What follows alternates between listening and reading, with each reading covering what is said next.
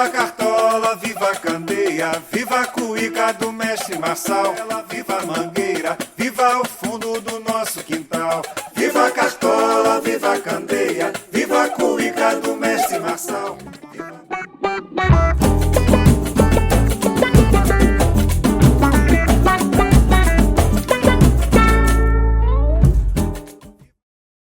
O Programa Social da Mangueira como um todo iniciou com a necessidade, né, de atender as crianças do morro que ficavam sem ter o que fazer em alguns horários, enfim.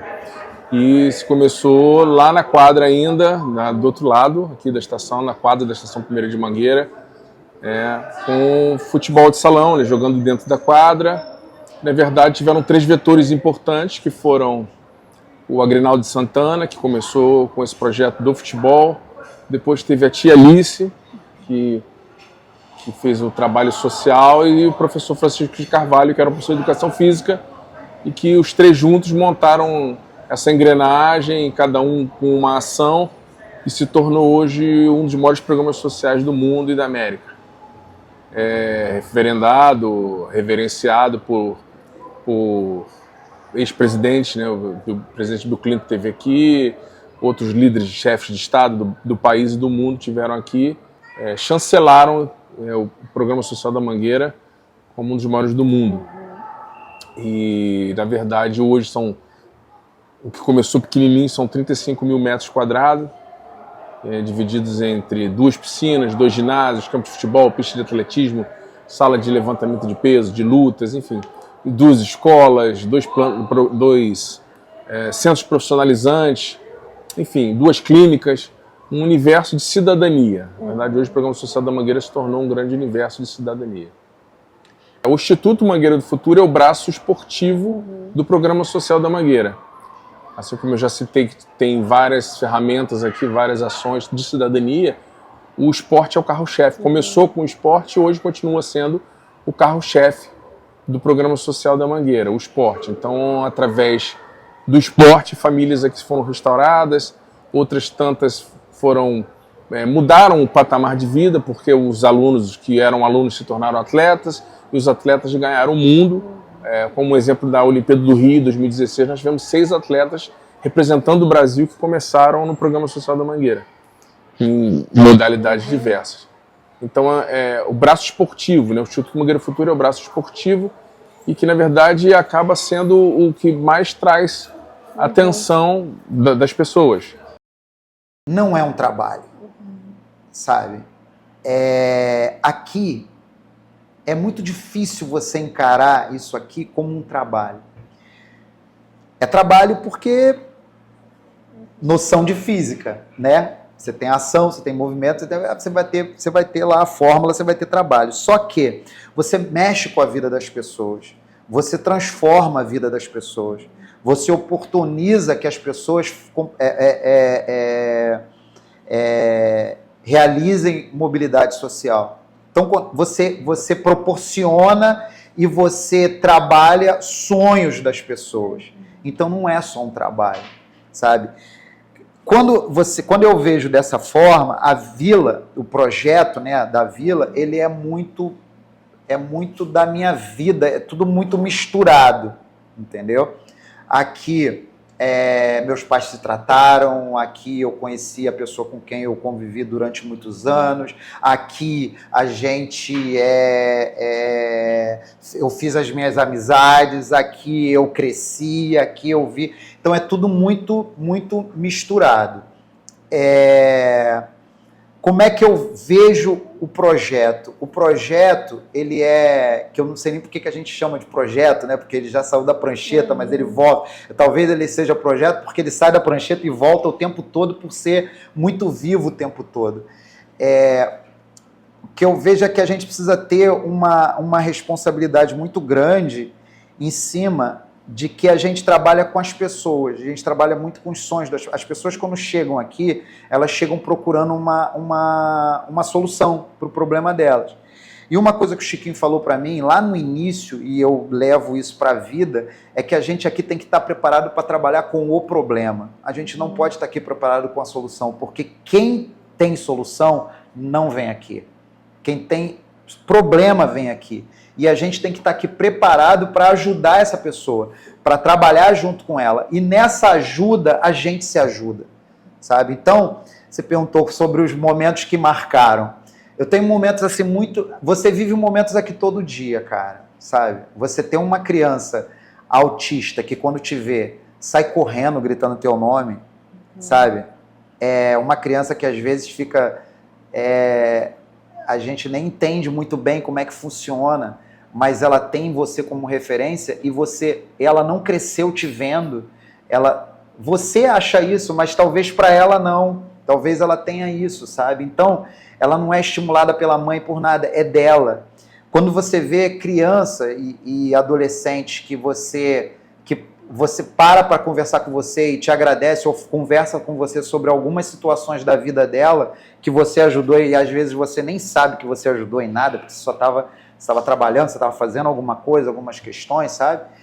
Você tem momentos muito difíceis, um momento eu tenho momentos assim que me marcaram muito, mas eu tenho um momento que me marcou muito e eu sempre me preocupei em trabalhar para que isso não acontecesse de novo, que foi um dia que a gente teve que ir lá na linha férrea para cobrir um menino, sabe? Que foi que o trem pegou, entendeu? E eu tive que dar notícia pro pai dele. E eu me prometi que eu ia trabalhar muito pra gente não ter mais criança daquele jeito, sabe? Minha história começa, acho que eu tava com uns 5, 6 anos. E aí eu já jogava bola ali no campo da Vila Olímpica. E aí quando deu a idade certinho eu comecei a fazer aula, né, de futebol. Até que um dia eu passando por aqui eu vi tendo uma aula de basquete aqui na quadra. E aí foi quando eu comecei a fazer basquete. Comecei a fazer basquete com uns 11, 12 anos. Só que aí o basquete começou a me dar mais oportunidades, né? E aí com o basquete eu consegui uma bolsa de estudo para estudar numa escola particular. E antes disso eu estudava aqui no Tia Neuma também. Já morava desde que eu nasci na Mangueira. E aí quando eu tive essa oportunidade de estudar numa escola particular, eu precisei fazer escolhas, né? Aí eu parei de fazer o futebol, me dediquei completamente ao basquete. E aí, já nos primeiros anos, a gente foi campeão de inúmeras categorias, né? Porque acabava que eu subia para a categoria de cima também. E foi quando eu fui convocada para a seleção do Rio de Janeiro, né? E aí sempre ficava mesclando entre as competições da escola, né? Então tinha viagens da escola, que é as Olimpíadas Escolares, né?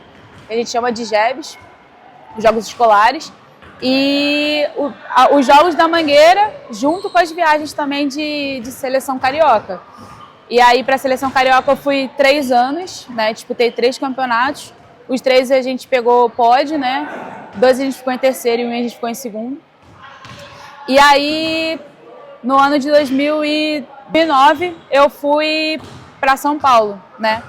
Aí lá em São Paulo eu fiquei 1 ano jogando, né? Aí eu lesionei, eu rompi o ligamento, aí voltei para casa. Aí fiquei mais em casa, perto dos meus pais, né? Para fazer a cirurgia. E comecei a fazer faculdade de Educação Física. O Instituto contribuiu para você escolher Educação Física? Fazer Com certeza, Educação Física? Com certeza. Porque eu sempre fui apaixonada por esporte, né? E aí, praticando, eu já pensava que, cara, eu quero trabalhar com isso. O que será que eu preciso fazer para estar trabalhando com isso, né? E aí foi quando eu conheci, né, a Educação Física. Mas a gente não sabia também como eu conseguiria para conseguir fazer a faculdade, né? Aí calhou de ter uma parceria da Mangueira com a instituição, né? Com a Acesso Lisboa. E aí foi quando eu entrei na faculdade. Eu também entrei com bolsa, não pagava nada, foi bolsa de 100%, graças à instituição, né? Então, minha vida está sempre entrelada com o Instituto. Eu fui a primeira pessoa da família a se formar numa faculdade, né? Então, todo mundo ficou extremamente feliz, né? E acaba que a gente vai impactando o pessoal em volta também, né? O meu sobrinho é aluno aqui, né, na instituição. E acaba que a gente vai tentando influenciar de outras maneiras, né? Acaba que pelo fato de eu ter entrado na faculdade, eu acabo também influenciando em questão de saúde e tudo, mas A minha família inteira frequenta aqui, né? Dia de domingo, né? Área de lazer, então o estudo influencia demasiadamente na vida da minha família inteira. Em momentos difíceis é difícil não falar da minha mãe, porque eu perdi minha mãe na pandemia e para ela sempre foi o sonho da vida dela eu trabalhar aqui, né? Porque ela sempre teve uma amizade, uma proximidade muito grande com todas as pessoas que trabalham aqui, porque a gente sempre viveu aqui dentro. Então, ela conhece desde o porteiro ao cal da cantina. Então, todo mundo sempre viveu como uma grande família, né? Então, quando eu me formei, foi a realização da vida dela. Eu me formei em 2019, a pandemia veio em 2020, né? E eu perdi minha mãe em 2020. E aí, quando apareceu a oportunidade de eu vir para cá trabalhar aqui, eu não pensei duas vezes, né? Eu acho que foi muito, muito por conta dela, mais do que por minha causa, né? E quando eu fui passando pelas situações aqui, né? Muitas vezes situações boas, felizes, né? Por exemplo, o primeiro campeonato que a gente ganhou, desde que eu entrei, eu só queria que ela tivesse, sabe? Tava faltando alguma coisa, mas de uma certa forma eu tava feliz porque tava fazendo algo que certamente ela ficaria feliz. E quando eu vou a Belo Horizonte, eu tive que me reinventar, tive que me amadurecer, porque eu era aquele jovem que defendia como atleta e não como treinador. Então, inúmeras brigas com federações, com o presidente, entre outras coisas. Então, o esporte vai te ensinando a ser a pessoa madura, de que você não vai dar murro em ponto de faca o tempo inteiro, que as pessoas não vão te ouvir gritando. E foi a grande experiência, fiquei lá 4 anos e retornei ao Instituto.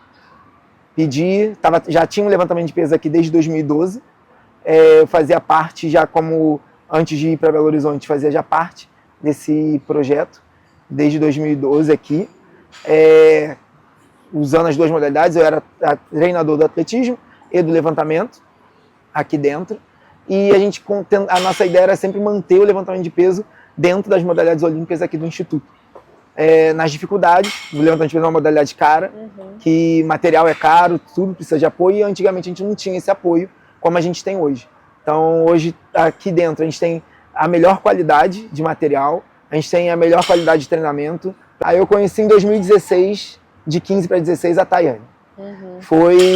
Ela era uma atleta do atletismo, então assim, a gente teve uma grande dificuldade. De cara, a Tayane sempre foi o grande talento que ela é hoje. Não tinha dúvidas, porque era uma menina nova, com 12 para 13 anos, com uma força descomunal em relação às outras meninas da idade dela.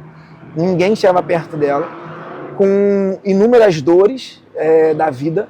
É uma atleta que também mora no Morro da Mangueira. E quando eu me formei como treinador, de fato entendi o que era ser um treinador. Antes disso, eu sempre fui treinador social, antes de ser um treinador de alto rendimento em si. Então, meu primeiro cuidado com todo mundo é formar cidadãos. Então, formar pessoas íntegras, com um caráter bom, que consigam emprego e portas abertas em qualquer lugar, que não sejam fechados, que não sejam guiados para o lado ruim que hoje tem, porque o esporte é uma oportunidade da vida de tirar você da parte ruim que temos hoje, que é o tráfico, a violência e tudo mais. E acho que cumpri esse papel até hoje muito bem dentro daqui do Instituto, com todos os atletas que passaram na minha mão.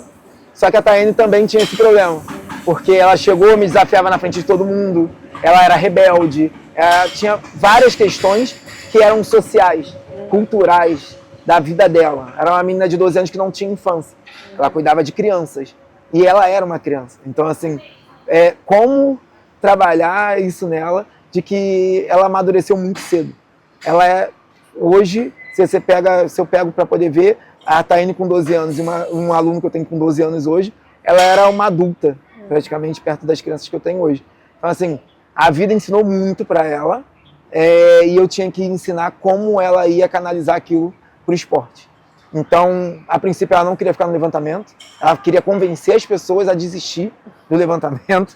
Então, assim, ficou no início forçada, e eu falei para ela, cara, você vai ser uma das melhores do mundo, você pode ter certeza, você tem força, não sei o quê.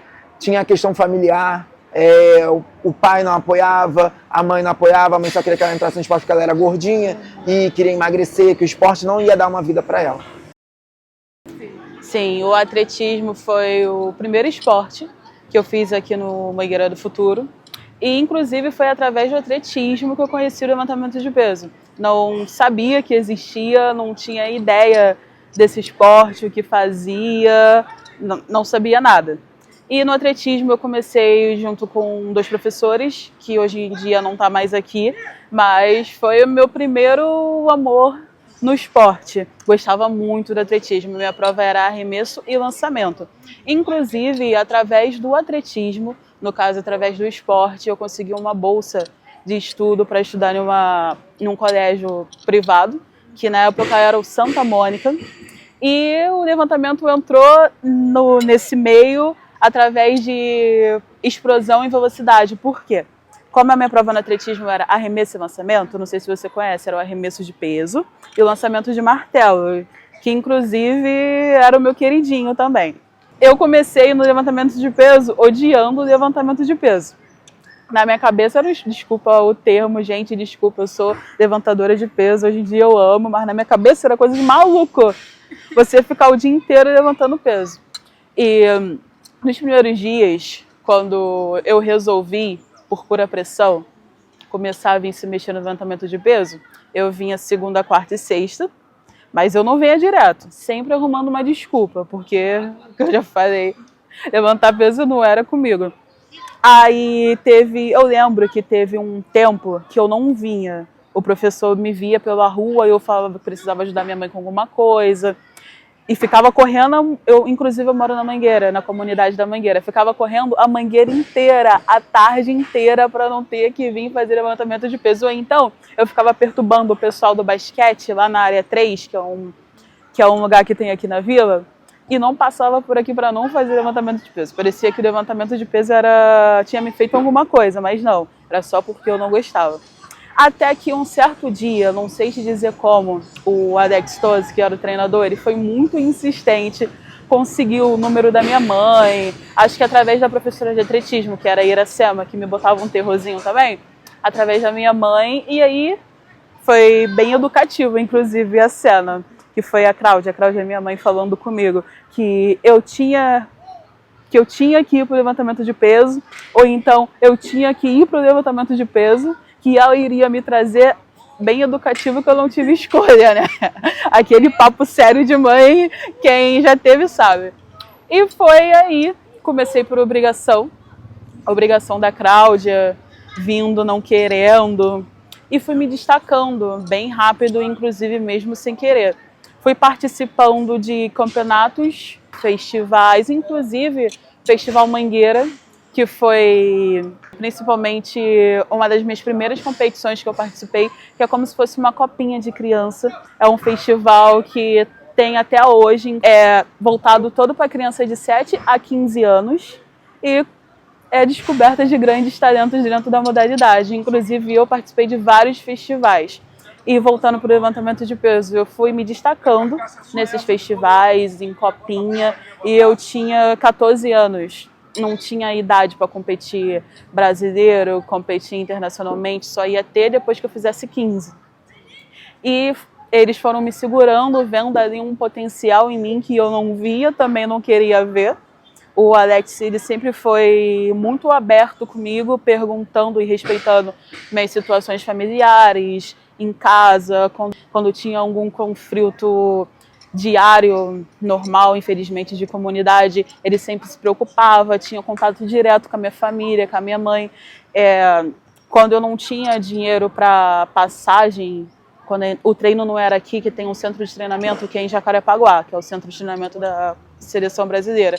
E como eu consegui a bolsa de estudo na escola, pelo atletismo, pelo esporte aqui dentro do projeto, passagem para colégio e treinar em Jacarepaguá, muitas das vezes eu não tinha do meu bolso, nem como arrumar com familiares. Ele me ajudava em situações que não era para ajudar, tipo essa.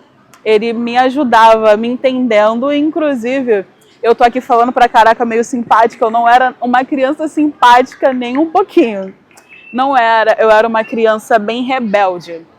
bem rebelde, de responder, de chegar no treino e tacar e fazer uma rebelião, tipo, modo de dizer. Enfim, se comportar de um jeito que uma criança mal educada se comporta. Inclusive, o Alex soube dosar muito, sendo meu treinador, começando, me iniciando e com todas as questões internas que ele já entendia e sabia como lidar. Ele foi um querido, tá? Graças a Deus que ele insistiu. Fui me destacando em competições nacionais, competições estaduais, até que com 15 anos eu fiz o meu primeiro índice para competição internacional. Doideira, que eu não queria também. Eu tava ali treinando forçado, ganhando medalha, gostando, mas não querendo treinar. E do nada, esses malucos querem me levar para uma competição internacional. Não vou, foi o que eu pensei. Aí que veio o Alex ali, todo cuidadoso, que eu nunca pensei na minha vida viajar para fora do Brasil. Nunca. Sempre pensei que minha realidade seria aqui, Mangueira, Brasil, tentando dar uma desculpa para não treinar, mas viajar para fora do Brasil realmente nunca tinha passado pela minha cabeça. Aí fiz meu primeiro resultado para a competição internacional, que foi o sul-americano na Argentina, Buenos Aires. Não queria ir, mas fui ali ganhada na conversa. Alex, minha mãe me obrigou e Alex me convenceu a querer aí. E o que me tranquilizou, que a criança turrona, que era desobediente, não queria saber de ninguém, já tinha meio que sendo amolecida, entendendo, começou a gostar um pouquinho do esporte, e que o Alex Tosi também iria para esse campeonato. E foi literalmente isso, eu grudei nele em Buenos Aires inteira, e ali, naquela competição, minha primeira competição internacional, eu falo com toda a convicção do mundo, com toda certeza, foi aonde eu vivi uma coisa que é até difícil de dizer, de demonstrar. Quando eu subi em plataforma para competir com aquelas meninas gigantescas da mesma idade, tudo 15 anos, que eu olhava e não acreditava, porque na minha cabeça também não era grande. Eu era um ratinho, mas não era. E quando eu subi para fazer o primeiro movimento, segundo movimento, a gente foi ali fazendo rodízio entre as meninas, e quando eu vi que eu tinha ganhado uma medalha, caraca, eu desabei. Ali naquela competição eu falei, eu quero isso. Eu vou voltar treinando, vou parar de dar desculpa, vou parar de mentir para os treinadores, vou voltar com tudo. E foi literalmente isso que aconteceu. A Érica, para vir para cá, como é que foi? A gente... existe uma pessoa que trabalha no basquete até hoje, que é a Alzira, né? Ela não trabalha ela é do basquete, ela faz parte do basquete feminino, da história do basquete feminino do Rio. E a Alzira falou para mim que tinha uma menina no Delta, no Colégio Delta, que era muito boa, grande, né? E podia estar jogando com a gente. E tinha um menino que fazia aula comigo, que morava perto da Érica, lá em Santa Cruz, no Cesarão. E eu peguei uma carta, a gente tinha recebido o Clinton, e eu falei assim, eu preciso de uma credibilidade com isso. E a gente, quando recebeu o Clinton aqui, ficou um monte de papel timbrado do governo americano aqui. Tinha Casa Branca, né, the President e tal, tudo montado. Eu falei, cara, vai ser nesse papel mesmo. E eu fiz uma carta para a mãe da Érica, falando para ela que ela podia vir para cá e tal, que a gente conversava com ela. E esse menino levou, e aí a tia Ângela veio com a Érica, e a gente conversou, a gente bateu um papo, e a Érica começou a fazer aula aqui. Dali para frente foi só crescendo, não só a parte dela, o primeiro jogo dela, né, a Érica fez 32 pontos, na época ainda eram 2 tempos de 20 o basquete. No primeiro tempo ela fez 2 pontos, porque o time inteiro, que era uma equipe muito boa, né, era a segunda, ficava ali disputando com Barra da Tijuca, quem era a equipe mais forte. E a Érica, no primeiro tempo, as meninas ficaram tentando dar bola na Érica, pô, a menina de 1,92 m na época, com 15 anos, para ela pontuar.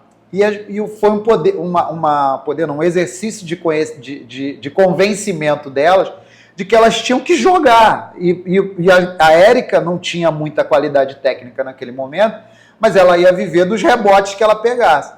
E no segundo tempo a gente ganhou o jogo com uma diferença muito boa lá do Grajaú, foi o primeiro jogo dela, foi com o Grajaú, e ela fez 30 pontos só com os rebotes que ela foi pegando e batendo. Mas sempre foi muito dedicada. Então, ela vinha para os treinamentos, não faltava treino, ela tinha umas dificuldades por conta de transporte. Na época não se tinha essas facilidades que se tem hoje, de bolsa, de entrar, de pagar e tudo. Eu sempre fui muito alta, tive muita energia, fui muito espoleta. Então meu padrinho me chamou para treinar, para jogar com ele, para brincar com ele na praça lá de Jardim Palmares, da onde eu sou, de Campo Grande. Aí comecei a jogar, tal, gostei. Aí me convidaram para ir para a escola, para o Colégio Delta. Hoje em dia, infelizmente, já não existe mais. Aí eu ganhei uma bolsa de 100%. E então eu era obrigada a fazer tudo. Aí tinha dias que eu, não, tô cansada, não quero. Sempre o dia de basquete era o dia que eu tinha tudo. Tinha cólica, tinha dor de barriga, tinha dor de cabeça. Não queria, mas como eu era bolsista, então eu era obrigada a fazer tudo. Aí o diretor chegou, Érica, infelizmente você tem que fazer tudo, porque você é bolsista e tal. Aí eu falei, tá bom, vamos lá ver o que é esse negócio de basquete. Aí comecei a jogar, peguei gosto. Aí jogava os intercolegiais da vida. Aí fui convidada, um amigo meu que treinava basquete masculino falou, eu tenho um lugar que você pode gostar, pode jogar. Aí eu falei, será? Aí ele falou, vamos tentar. Aí eu vim aqui, fui convidada a vir aqui no Instituto, cheguei aqui, conheci o Samuel e assim, e aí meu primeiro jogo eu fiz 30 pontos, peguei 20 rebotes, mas assim, sem ter noção de nada, sem saber como que era jogar. Eu dava passada de vôlei para fazer bandeja. Aí fiquei aqui com o Samuel pouco tempo, e nesse pouco tempo fui me destacando, e ele me convidou, me chamou para ir para o BCN. Aí do BCN eu comecei já fui conhecendo o mundo todo. Foi graças à Mangueira que eu consegui chegar onde eu cheguei. Jogar 13 anos na WNBA, jogar 20 anos na Espanha, 28 anos, estar na seleção. Então foi graças ao Instituto, porque eles confiaram em mim. E poder sair e levar o nome do Instituto para fora é o mínimo que eu poderia ter feito. Porque se não fosse ele, se eu não fosse sair de Campo Grande e chegar aqui, eu não sei se eu conseguiria chegar tão longe como eu cheguei. Foi uma surpresa, porque geralmente quando você é escolhida para All-Star, tem que ser americana. E eu fui estrangeira e titular de um All-Star. Então foi uma coisa inédita para o mundo do basquete feminino. Então para mim foi uma gratificação ótima, porque eu lembro que eu tinha que colocar camiseta de colégio público para poder entrar sem pagar passagem, porque como eu estudava no colégio particular, não tinha. E para chegar até aqui, ou eu tinha que pegar 2 condições, ou eu tinha que pegar uma condição e um trem e chegar no All-Star. Cara, valeu muito a pena, valeu muito a pena tudo que eu passei. Às vezes que eu desmaiei de fome, às vezes que eu não tinha condições de ter passagem, às vezes os vizinhos me ajudavam com lanche, às vezes me davam, na época era R$1. Eu lembro que eu morava numa ponta, minha vizinha morava na outra, falava, Érica, olha aqui, tem R$1, o dinheiro do teu lanche. Então, como eu falei, sempre foram anjos, eu sempre tive muitos anjos na minha vida. E poder chegar na WNBA e poder ficar 13 anos seguidos e 3 All-Star, cara, não tem palavras, sabe, para agradecer o quanto Deus foi bom na minha vida, o quanto Samuel foi importante na minha vida. Foi uma coisa que eu tive que agarrar com unhas e dentes, porque eu saí de Campo Grande para cá, é uma jornada longa. Eu já cheguei a desmaiar de fome, porque eu ia para a escola às 6h30 da manhã e ficava até 2h da tarde sem comer nada. Comia o que tinha na escola, mas como era colégio particular, não tinha condições de todos os dias me alimentar, todos os dias minha mãe me dá alguma coisa para eu poder comer. Aí eu chegava aqui, treinava o dia todo, aí sempre o Instituto dava pra gente um lanchinho, que eu acho que até hoje continua, então era onde eu me mantia, né? E para voltar para casa, às vezes eu não tinha nada. Então, aos 16 anos eu cheguei aqui, aos 19 eu saí, e assim, eu tive que aproveitar, foi uma coisa muito boa na minha vida, que eu consegui ser quem eu sou hoje em dia, ser reconhecida mundialmente, levei o nome do Instituto para fora do Brasil, e assim, eu pude melhorar a vida da minha família. Minha mãe era empregada doméstica, meu pai eletricista. Hoje em dia eu tenho umas condições boas. Minha sobrinha hoje em dia está aqui no Instituto e eu fico muito feliz de ela poder estar seguindo os meus passos. E eu agradeço muito ao Instituto, porque se eu não chegasse até aqui, eu acho que eu não conseguiria chegar onde eu cheguei. E foi graças ao Samuel, a força de vontade dele, porque ele me pegou pelos braços e falou: Érica, vamos, porque minha mãe não tinha condições, sabe? E eu até me emociono porque se eu não tivesse chegado aqui, eu não sei o que seria de mim, eu não sei o que seria da minha família, porque foi muito importante o Samuel confiar em mim, sabe? O Samuel ter me levado para São Paulo, ter pago minha passagem, ter investido em mim, porque se não fosse por ele, pelo Instituto, eu não chegaria a lugar nenhum. Não estaria 28 anos na seleção, não teria vivido 20 anos na Europa. Então eu tenho certeza absoluta que a minha trajetória até aqui foi muito importante e graças ao Instituto eu consegui vencer na vida.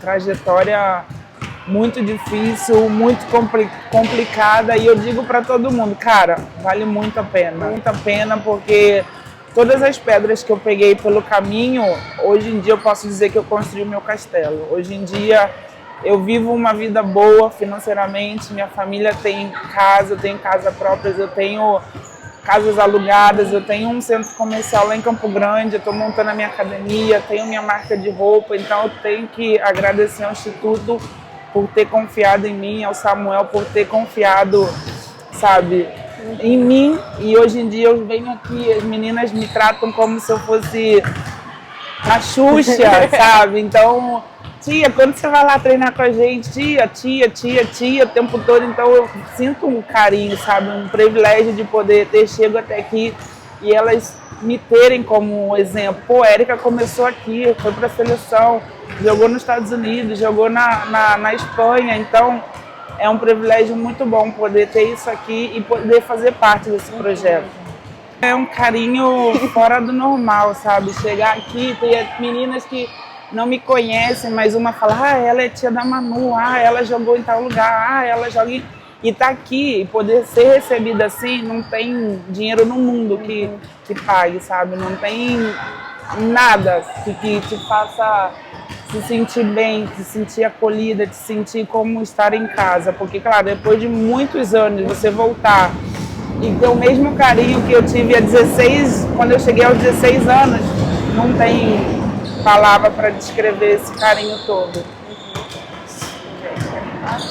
Aí, não para! Sou muito manteiga, cara. Sou muito manteiga. Que eu posso deixar para a Érica, para a Fátima, para a Tayane, para o Alex, para todo mundo, esse grupo todo, né, de pessoas que você pegou, para você e tudo, é que vocês tenham sempre na cabeça de vocês de que, infelizmente, ainda vão ter outras pessoas iguais a você que precisam passar por esse processo e que outras pessoas precisam continuar. Sim. Eu lembro que, como eu falei, né, anteriormente, eu vi muito durante a minha vida, né, eu tô com 51 anos, eu cheguei com 20 e pouco.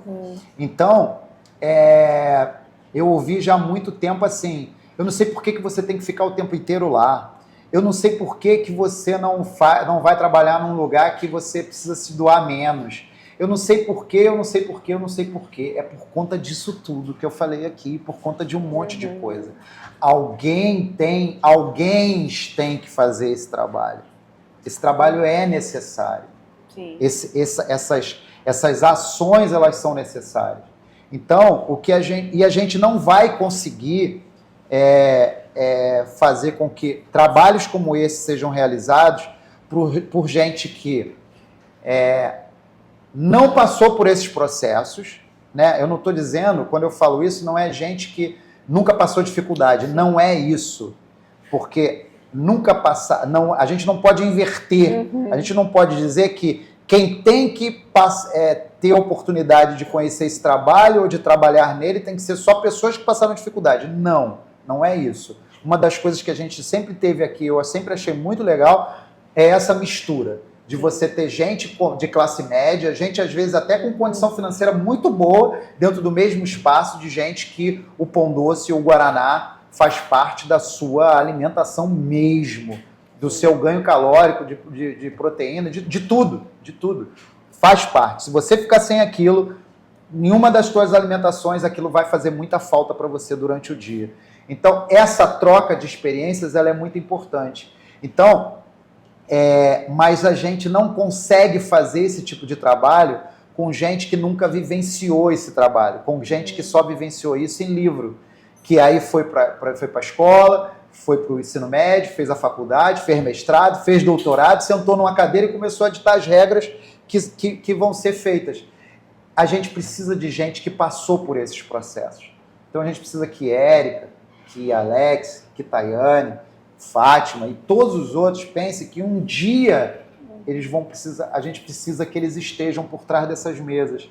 A gente precisa que eles estejam por trás, à frente desses processos, para oportunizar que outras pessoas, que infelizmente nosso país ainda vai levar um tempo para ter isso, para conseguir resolver, né, equilibrar mais essa balança, que essas outras pessoas como eles tenham acesso, tenham a oportunidade de ter esses serviços à disposição deles, entendeu? Com pessoas que consigam olhar para eles e vê-los como pessoas e não como números. A gente precisa disso deles.